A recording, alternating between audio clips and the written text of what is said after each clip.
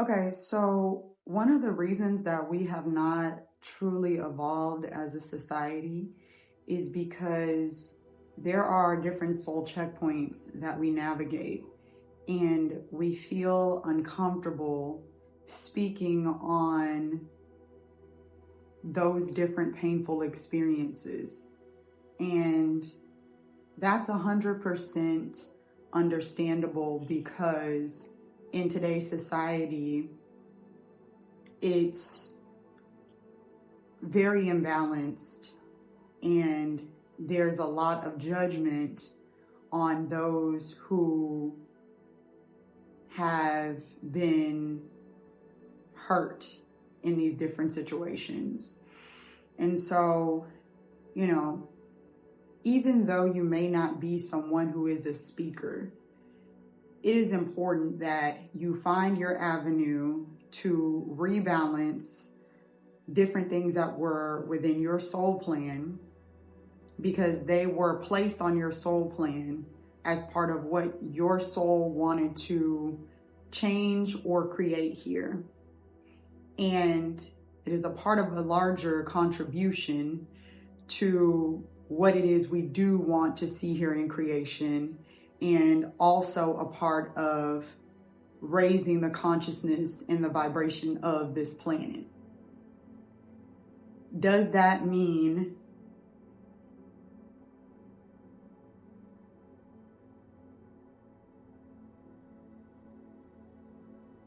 now, the reason why I have chosen to walk this path of spirituality is because it is where I experienced reconnection to my soul when there was no one else around to connect me back to that. And of course, it is our responsibility.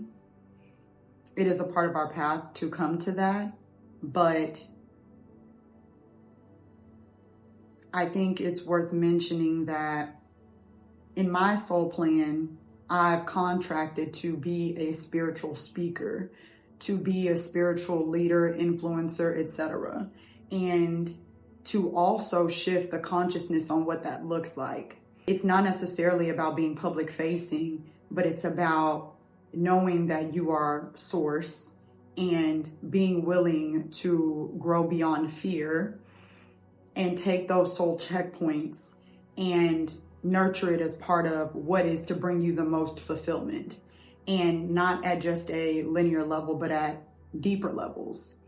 And so you'll get different aspects and versions of me because I know that I'm multidimensional, and I know that I'm connected to a soul which cannot be quantified.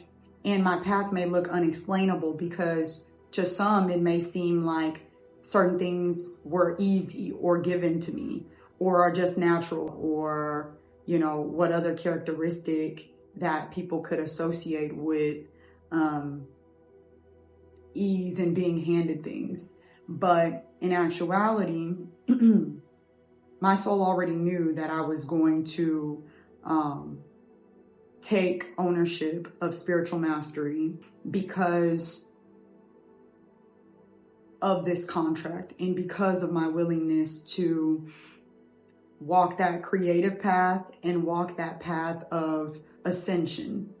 And you don't just wake up as somebody choosing spiritual mastery or have a life that is so abundant out of nowhere.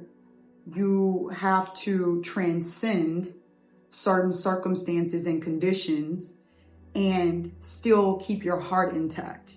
And when I mean keep your heart intact, it's not necessarily about goodness, because there's light and dark in all of us, but it's more about continuing forward with that love for God and love in your heart and love for others. I've had different soul checkpoints where I've had to experience different forms of violence. I've hurt people have hurt me, different aspects of trauma. And anything I talk about on this platform, it's because I've experienced it, or I see an imbalance and have the authority to speak on it because of what I've transcended, or because of where God trusts me to nurture and shift the consciousness around. And there are a lot of imbalances here because of misunderstanding spiritually what is permissible and where we should be protecting our energy and where we do have authority and autonomy. And understanding consciousness in an inclusive and expansive level is always going to empower people to know what that looks like so that they can make their own decisions, and so that they can also be aware spiritually of where they may be influenced and where others may be influenced. And that is extremely important because this place is not heaven.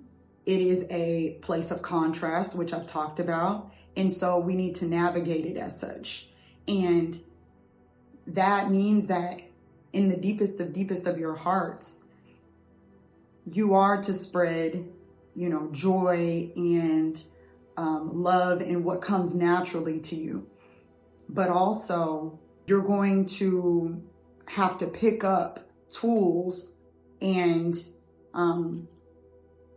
strategy so that you are able to navigate different learning outcomes here, all while still trusting yourself and the Spirit of God within you to co-create different experiences here, detached from timing, detached from lack. Because when you have trust in your heart, it's not a matter of if, it's a matter of when. And that path is not always linear. But you know what does stay steady, what does stay true? Unconditional love.